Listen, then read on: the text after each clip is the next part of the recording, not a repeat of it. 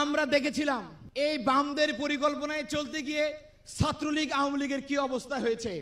এখন যারা পরিকল্পিতভাবে বামদেরকে মাঠে নামিয়েছেন, একটি রাজনৈতিক শক্তি এবং তাদের ছাত্র সংগঠন বামদের কথায় চলছেন, মনে রাখবেন আপনাদের পরিণতি আওয়ামী লীগ ছাত্রলীগের থেকে আরো জঘন্য ভয়াবহ হবে সামনে ইনশাআল্লাহ।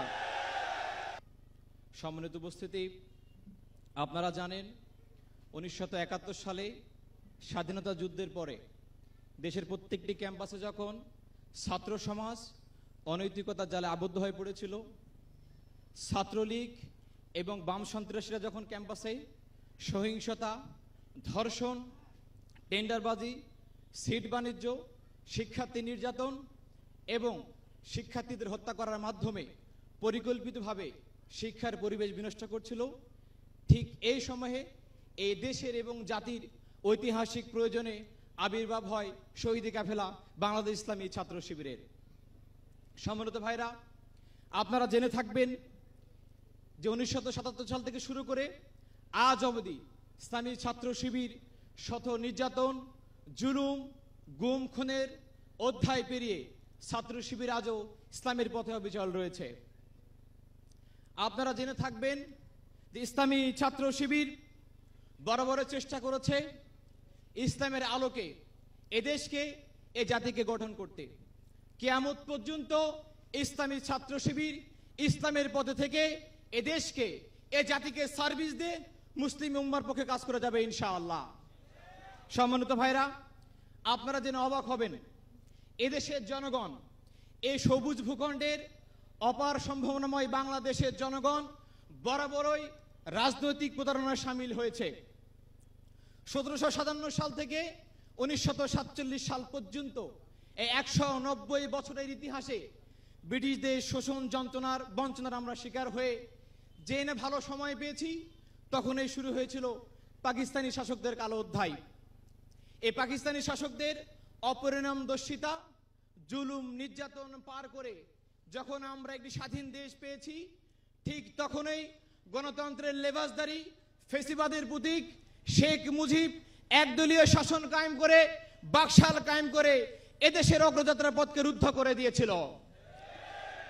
শুধু তাই নয়, তারই ধারাবাহিকতায় 2006 সালে 10 টাকার 1 চাল, 5 টাকায় কাঁচা ঝাল আর ঘরে ঘরে চাকরি দেওয়ার স্লোগান দিয়ে 2006 সালে লগি বৈঠার তাণ্ডব চালিয়ে মানুষকে পিটিয়ে হত্যা করে লাশের উপরে নৃত্য করার রাজনীতি তারা চালু করেছিল বাংলাদেশে।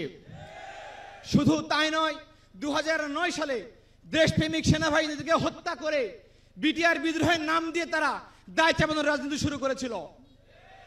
আপনারা আরো জেনে থাকবেন 2014 সালের ভোটারবিহীন নির্বাচন, 2018 সালের রাতের নির্বাচন, 2024 সালের ডামি নির্বাচনের মাধ্যমে এদেশের মানুষের ভোটাধিকার কেড়ে নিয়ে নির্বাচন ব্যবস্থাকে ভঙ্গুর করে দেওয়া হয়েছিল। 2010 সাল থেকে শুরু করে আজ অবধি পরিকল্পিতভাবে দেশপ্রেমিক রাজনীতিক নেতৃবৃন্দ, ছাত্র সংগঠক এবং আলেম ওলামাদেরকে জেল, জুলুম, হামলা, মামলার মাধ্যমে judicial killing, extra judicial killing এর মাধ্যমে এদেশকে পরিকল্পিতভাবে নেতৃত্ব শূন্য করার প্ল্যান তারা করেছিল। কিন্তু আপনারা জেনে থাকবেন শহীদ শরীফুজ্জামান নোমানী, শহীদ আবরার ফাহাদ, শহীদ আবু সাইদ, শান্ত, মুগ্ধ এবং ওয়াসিমরা ভারতীয় আধিপত্যবাদ এবং সাম্রাজ্যবাদের সামনে হাত চিতিয়ে বুকে গুলি ধারণ করে তাদের পরিকল্পনাকে নস্যাৎ করে দিয়েছে। তারা স্বাধীনতার সূর্যকে আবারও ফিরিয়ে এনেছে। কিন্তু দুর্ভাগ্যের বিষয় হলো, আমরা দেখেছি জুলাই অভ্যুত্থানে 2000 শহীদ রক্ত দিয়েছে, 30,000-এর অধিক মানুষ পঙ্গুত্ব বরণ করেছে। তাদের রক্তের দাগ না শুকাতেই আর একটি স্বার্থবাজ গোষ্ঠী নতুন করে আবারও কায়েমি স্বার্থ চরিতার্থ করার জন্য পরিকল্পনা করছে। আপনারা দেখে থাকবেন রাজনৈতিক দলগুলোর মধ্যে বিভাজন তৈরি করার জন্য সেই ফ্যাসিবাদী বয়ানগুলোকে আবারও সামনে আনা হচ্ছে। যৌন স্বাধীনতা, সমকামিতা, রাজনৈতিক সহিংসতা, সাম্প্রদায়িক সহিংসতার নামে পরিকল্পিতভাবে বাম সংগঠনগুলো এ দেশকে বিশৃঙ্খল করার চেষ্টা করছে। শুধু তাই নয়, আপনারা দেখে থাকবেন ইতিমধ্যে সিভিল কু, জুডিশিয়াল কু আনসার কু করার মাধ্যমে সচিবালয় থেকে আওয়ামী লীগের দোসররা পরিকল্পিতভাবে ফ্যাসিবাদকে আবার পুনঃপ্রতিষ্ঠার জন্য চেষ্টা করে যাচ্ছে। সম্মানিত ভাইরা, আমরা আপনাদেরকে বলতে চাই যে ইসলামী ছাত্র শিবির এবং ছাত্র জনতা বেঁচে থাকা অবস্থায় কখনো আপনাদের পরিকল্পনা বাস্তবায়ন হতে দিব না ইনশাআল্লাহ। সম্মানিত ভাইরা, আমরা আপনাদেরকে বলতে চাই, আমরা দেখেছিলাম এই বামদের পরিকল্পনায় চলতে গিয়ে ছাত্রলীগ আওয়ামী লীগের কি অবস্থা হয়েছে।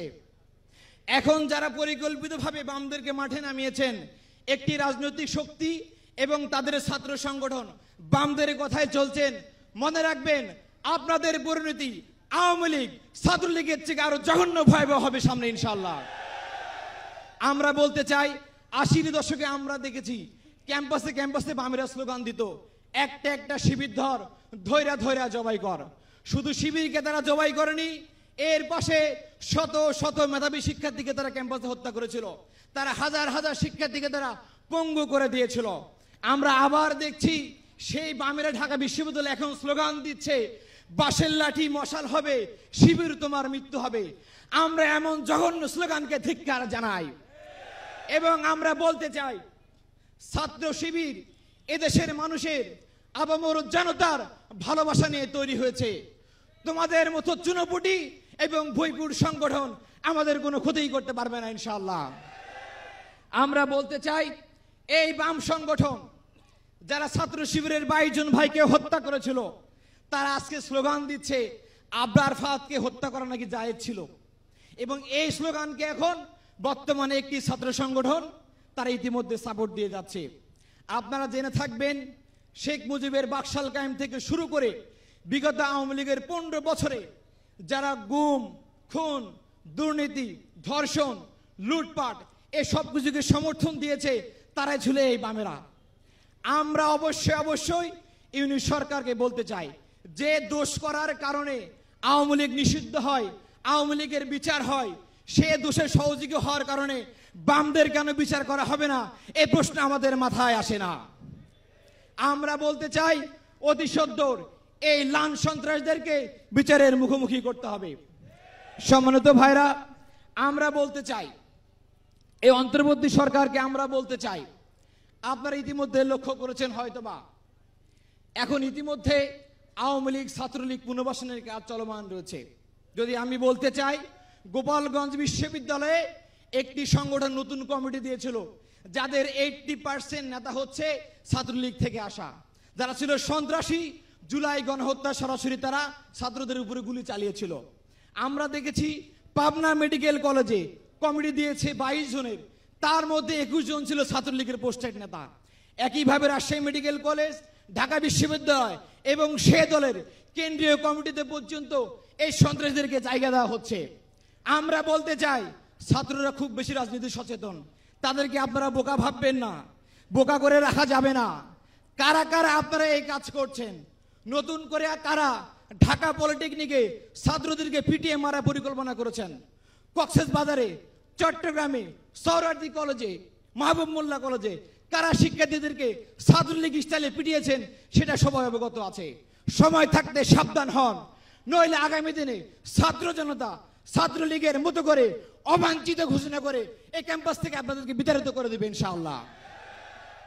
সম্মানিত ভাইরা, আমরা বলতে চাই, আমরা স্পষ্ট ভাষায় বলে দিতে চাই, আমরা অন্তর্বর্তী সরকার, আমরা আপনাকে বলতে চাই, বাংলাদেশের জমিনে আর কোন ভারতীয় দালালদেরকে আমরা জায়গা দিতে পারবো না। আমরা অন্তর্বর্তী সরকারকে বলতে চাই, পাশাপাশি রাজনৈতিক দলগুলোকে বলতে চাই, আপনারা যদি সত্যিকার অর্থে এদেশের মানুষের ভোটাধিকার ফিরিয়ে দিতে চান, সৎ নেতৃত্ব ফিরিয়ে দিতে চান, গুম, খুন, ধর্ষণ বন্ধ করতে চান, তাহলে আপনারা অতি দ্রুত এক টেবিলে বসে যান। আপনারা জাতীয় সংহতি ঘোষণা করুন, জাতীয় ঐক্য গড়ে তুলুন। এই কাজে অবশ্যই ইসলামী ছাত্র শিবির আপনাদেরকে সহযোগিতা করবে। এর পরিবর্তে যদি আপনারা আওয়ামী লীগ পুনর্বাসনের কাজকে আপনারা গুরুত্ব দেন অথবা ফ্যাসিবাদী সিস্টেমকে পুনরায় পুনঃপ্রতিষ্ঠা করার চেষ্টা করেন, তাহলে মনে রাখবেন আগামী নির্বাচনে তরুণ ছাত্র সমাজ আপনাদেরকে লাল কার্ড দেখিয়ে বিদায় করে দিবে এখান থেকে। শুধু তাই নয়, যারা যোগ্য, দক্ষ, আল্লাহভিমুখ এই শফিকুল ইসলাম মাসুদ ভাইয়ের মতো নেতাকে আমরা আগামী দিনে আমাদের ইমাম বানিয়ে সংসদে পাঠিয়ে দিতে বাধ্য হব। এছাড়া আমাদের সামনে ভারতীয় আধিপত্যবাদ এবং সাম্রাজ্যবাদ মোকাবেলার আর কোনো পথ খোলা নেই। সংগ্রামী উপস্থিতি, আমরা বলতে চাই ছাত্র শিবির এমন একটি সভ্যতা বিনির্মাণ করতে চাই যে সভ্যতার ভিত্তি হবে ন্যায় এবং ইনসাফ, যে সভ্যতার প্রত্যেকটি মানুষ হবে সৎ, দক্ষ এবং দেশপ্রেমিক। সম্মানিত উপস্থিতি, আগামী দিনে আমাদের দেশ কতটুকু ভালো থাকবে, এ জনগণ কতটুকু শান্তিতে থাকবে তা নির্ভর করবে আগামী দিনে সংসদে কারা যাচ্ছে। যারা শরিয়া আইন মানে না, যারা চাঁদাবাজি করে, লুটপাট করে, টেন্ডারবাজি করে, টেম্পু স্ট্যান্ড দখল করে, তাদেরকে দিয়ে এই দেশের কোনো পরিবর্তন হবে না, আমরা সেটা ভালো করে জানি। কাজেই ছাত্র শিবিরের মতামতের সাথে যারা একমত পোষণ করবে, আগামী দিনে জাতীয় নির্বাচনে ইসলামী ছাত্র শিবির তাদের পক্ষ হয়ে লাগাতার জিহাদ করে যাবে ইনশাআল্লাহ। এবং ইসলামী ছাত্র শিবির এরকম আল্লাহ ভীরু সৎ, দক্ষ নেতৃত্বকে আগামী দিনে এদেশের নেতৃত্ব ছেড়ে দিতে কাজ করবে ইনশাআল্লাহ।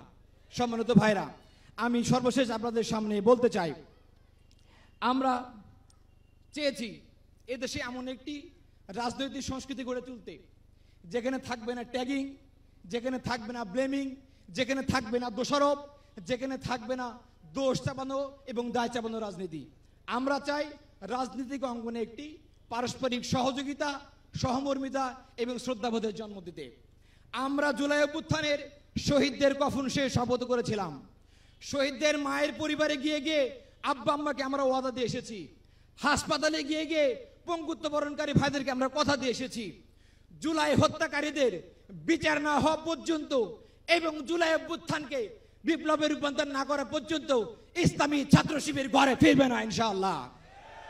সম্মানিত ভাইরা, আগামী দিনে শহীদ ভাইদের প্রত্যাশার আলোকে বৈষম্যহীন এবং সমৃদ্ধির এক দেশ গড়তে এবং দেশ ইসলাম রক্ষার আন্দোলনে আপনাদেরকে অংশগ্রহণ করার উদাত্ত আহ্বান জানিয়ে আজকের মতো বিদায় নিচ্ছি। বাংলাদেশ জিন্দাবাদ, বাংলাদেশ ইসলামী ছাত্র শিবির জিন্দাবাদ, ইনকিলাব জিন্দাবাদ, খুদা হাফেজ।